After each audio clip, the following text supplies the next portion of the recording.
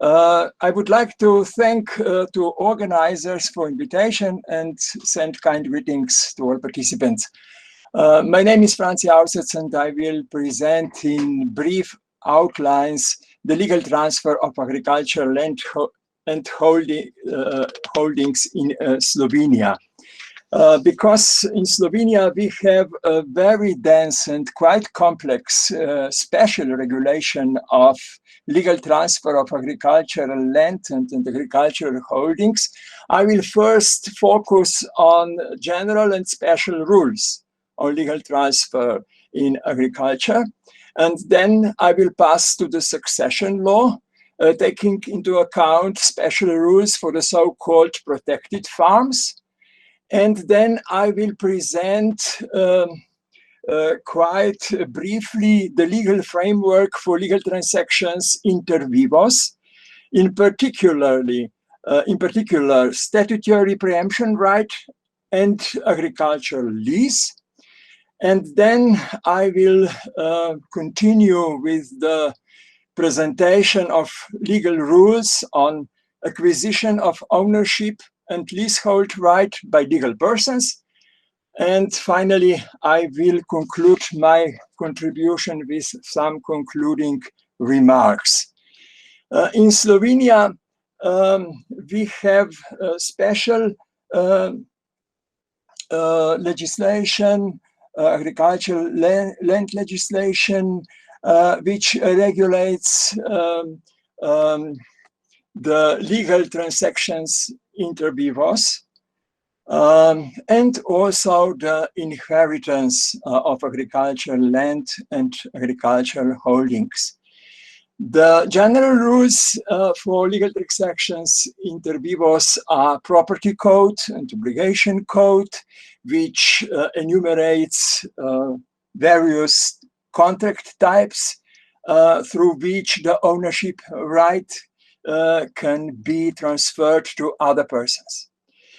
But for the agricultural land transfer and transfer for agricultural holdings, we have also a special act, Agricultural Land Act, which contains specific provisions on legal transfer inter vivos. I would like to mention also that some other legal provisions are also important from this aspect. For instance, tax legislation and common agricultural policy. For instance, financial support for young farmers who take over the farm. And the legal framework for inheritance is the General Inheritance Act, which regulates the inheritance regardless whether the inheritance comprises immovables, movables, and so on, and a special act, Agricultural Holdings Inheritance Act, which regulates the legal transfer of the so-called protected farms inter vivos. I would like to draw your attention also to the special legal solution in our succession law that prohibits the so-called contracts of inheritance. The only exception is allowed to descendant who may renounce to his or her inheritance right after his or her ancestor. So, if we pass to the special succession law for the so-called protected farms, while other farms, unprotected farms, are subject to the general succession rules, I will firstly say that this regulation was introduced by the Slovenian legislation in 1973. In no other Yugoslavian republic was such an act adopted. And as far as I know, the situation is still the same. After abolition, after the transition, after abolition of the land maximum for private-owned farms, and in accordance with the standpoint of the Slovenian Constitutional Court, at the present, the middle-sized family farms are protected against physical divisions in the case of inheritance. What are the basic principles of this special succession law? First, a protected farm is inherited by one heir, with certain exceptions for spouses and ancestor and his or her descendant, may be testamentary heirs, but legal persons may not be even a testamentary heir of a protected farm. Why? Because if a protected farm is transferred to a legal person, then it can be divided, at least in the case of dissolution of the legal person. Secondly, a protected farm is inherited under conditions which must be bearable for its heir. And therefore, the circle of persons who have the statutory right to inherit the protected farms and don't take over the protected farm as a whole are entitled to a cash value of their forced inheritance share, and this value is paid by the heir of the protected farm in installments during a period of at most 5 or exceptionally 10 years after the opening of the succession. The protection isn't absolute. It doesn't apply if no heir intends to take over the protected farm. What is the protected farm? A protected farm is an agricultural and agroforestry unit which belongs to one individual or two individuals who must be spouses or partners, informal or registered partners, or an ancestor and a descendant. And a protected farm must be of middle size. It must comprise at least 5 and no more than 100 of the so-called comparable agricultural land. What are the problems with the so-called protected farms? The first problem is that a protected farm is defined as an economic unit, but the criteria for protected farm relate only to the surface of agricultural land and forests and seem to be too formal. And the theory poses a question: is a protected farm just a set of land parcels, or it's an operating agricultural holding? The second problem is that some protected farms are too little, too small to provide a sufficient basis to make living from agriculture. And the theory proposes that either the lower limit of surface, that's at the present 5 hectares, should be increased and or flexibilized, or the decision on protection should be left to the farm holder. And the draft act from the previous year, from 2019, foresees that a protected farm would be determined on the request of its holder if objective criteria for determination of protected farms are met, naturally. Special framework for legal transactions inter vivos.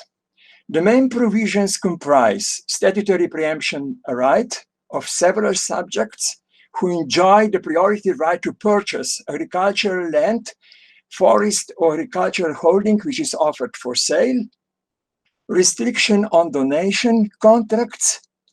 This restriction aims at preventing the circumvention of statutory preemption right, so that instead of a sales contract, a donation contract would be concluded with no priority right for certain subjects. These restrictions has some exemptions, for instance, for donations to spouse, to partner, close relative, to state, local community, and even to a young farmer who received financial support for take over the farm.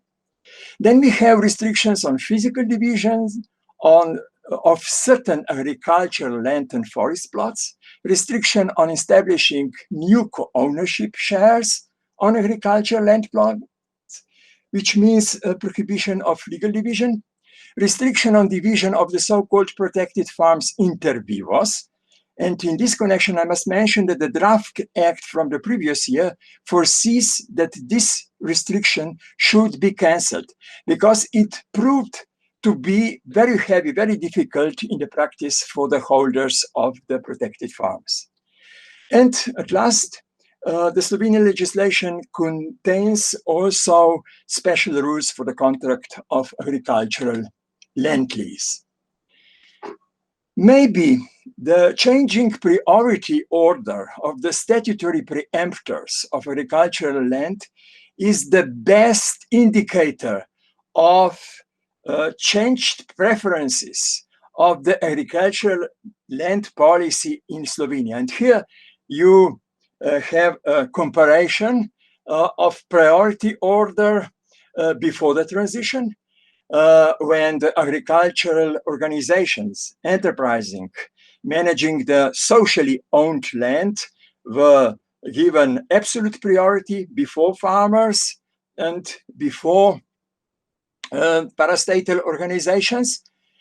And after privatization, after transitions, the priority order changed so that the co-owner came on the first place, followed by the farmers who had and still have priority before agricultural organizations, while the state slipped to the last place. The draft act from the previous year foresees some important changes in this respect, so that National Fund of Agricultural Land and Forests, which manages state-owned land, which was during privatization transferred on the National Fund of Agricultural Land and Forests, would be on the second place in case of co-ownership, and in cases where there is no co-ownership on the agricultural land, on the first place of absolute priority. And other preemptors are farmers, neighbors or local farmers, and at last other farmers. What are the problems with the present priority order? The theory says that the circle of preemptors is too wide and enables various persons, also farmers from Netherlands, to acquire through preemption right the agricultural land in Slovenia. And the danger is the so-called transactions through strawman, when the land is acquired not for promotion of agricultural production, but for reselling for speculation. So, lease of agricultural land. The present regulation relates to lease of all agricultural land, privately owned and stately owned, and the provision lay down the statutory pre-lease right, the content and form of the lease contract, the minimum period of lease, the lessee's duties to cultivate or use land with due diligence, the right of lessee to the cash value of unamortized crops after termination of the contract, depending whether the investments were made with the consent of the landlord or not. What are proposed changes in this field? The draft act from the previous year foresees more detailed regulation for the leasing of the state-owned land through the National Fund of Agricultural Land and Forests. At the same time, this act provides, this draft act, which is not yet adopted and in force, foresees that special provisions for lease of other agricultural land should be cancelled, and general rules, that means obligation code, should apply to agricultural land lease in all other cases. Here you have also the present priority list for taking the agricultural land on lease, and the proposed priority list by the draft act. And you can notice that the definition de lege ferenda is very similar to the definition of the priority list to purchase agricultural land in the draft act. Now I pass on the problem of acquisition of ownership and leasehold right by legal persons. In principle, in Slovenia, legal persons are treated like individuals, taking into account their nationality. And there was a lot of debate after Slovenia became an independent country, under what conditions could foreign nationals acquire the immovables, in particular agricultural land, which is very scarce in Slovenia. More than half of surface of Slovenia is due to natural conditions, namely covered by the forests. And the present, already the third version of Article 68 of the Slovenian Constitution allows aliens to acquire ownership rights to real estate under conditions provided by the law or ratified international treaty. According to the present regulation, foreign nationals and legal entities may acquire immovables in Slovenia if they are citizens of and legal entities of the EU, EFTA, and OECD member states, or citizens and legal entities of candidate state for membership in the European Union. But in this case, a positive decision of administrative authority, Ministry of Justice, on existent mutuality between the countries concerned is necessary. In addition, immovables may be acquired by a person who is Slovenian but has no Slovenian citizenship, and foreign citizens have the same inheritance rights in Slovenia as the Slovenian citizens under the condition of mutuality. And according to the explanation of the Ministry of Justice of Slovenia, legal persons are in this regard assimilated to foreign citizens, so they can inherit on the basis of the will, because they are not interstate heirs, the immovables in Slovenia. But I must mention some proposed changes that will have de facto very considerable consequences for legal persons who are leasing, who are renting the state-owned land from the National Fund of Agricultural Land and Forests. The draft act from the previous year foresees namely a maximum of 100 hectares of the state-owned agricultural land that may be leased to one natural or legal person. And at the present, such leases are mainly legal persons. Large leases of state-owned land are mainly legal persons. And that the maximum will affect them at the most. Secondly, the surface of the leased agricultural land in course to one leasee who exceeds that limit to 100 hectares would be gradually shrinking through repeated conclusions of the lease contract with the same lessee until the upper limit of 100 hectares would be achieved. The lessee wouldn't be allowed to renew the lease contract with the national fund if more than half of the ownership shares changed their holders. And this provision affects only legal persons, not individuals. And if larger lessee, leasing more than 500 of comparable agricultural land, wouldn't submit plan of agricultural holding development or wouldn't comply with the commitments therein.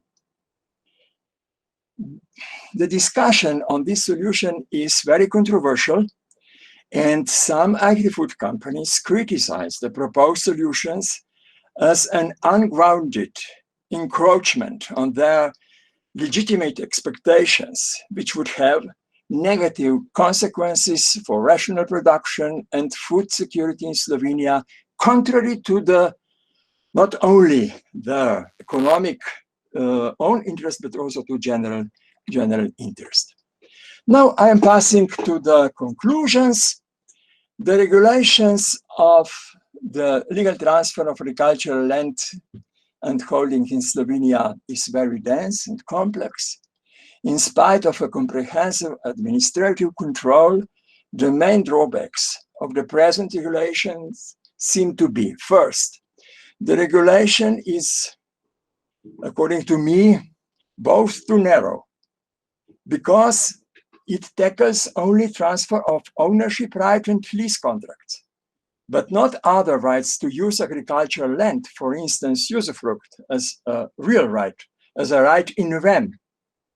And on the other side, it's too rigid, as far as takes into account only formal criteria. For instance, the surface of the agricultural land, regardless whether is or not part of the functioning, operating farm unit, or whether it guarantees economic existence to holder, and so on. And on the other side, from the practical point of view, very little statistical data is available, which could help to evaluate the real contribution of the regulation in force to achieve the agricultural policy goals. What are the directions of the proposed changes from the draft act from previous years? First, a certain deregulation, particularly relating to determination of protected farm, which would be protected on the request of the holder, and removal of the present restriction on physical division of protected farms, inter vivos. But here a question can be posed. Is this really a better alternative to a comprehensive review and substantial improvement of the legislation? The second direction is a certain convergence of the agricultural land legislation with the common or general, as you want it, agricultural policy. What can be seen from the definition of farmer as a preemptor or holder of priority right to obtain state-owned agricultural land or lease. This definition is neutral in regard of legal form.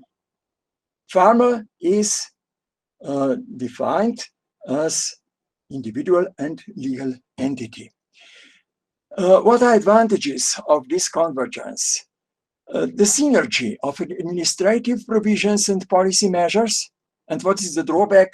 Too fast changing modifications of the agricultural policy. The third direction of the proposed changes is more detailed regulation of provisions on leasing the state-owned agricultural land, which is of best quality, situated in the lowlands, and that's the reason for a very controversial discussion on this issue. The regulation of agricultural land lease, where the lessor is not the state, seems to me questionable. Why? Because the special legal provisions on agricultural land lease presently in force ensure a legal security of the lessee and the protection of agricultural land against exhaustion by the lessee. And the draft act foresees also for a better and good up-to-date statistical evidence on the legal transactions of agricultural land, forests, and holdings. That was all, and I thank you very much for your attention.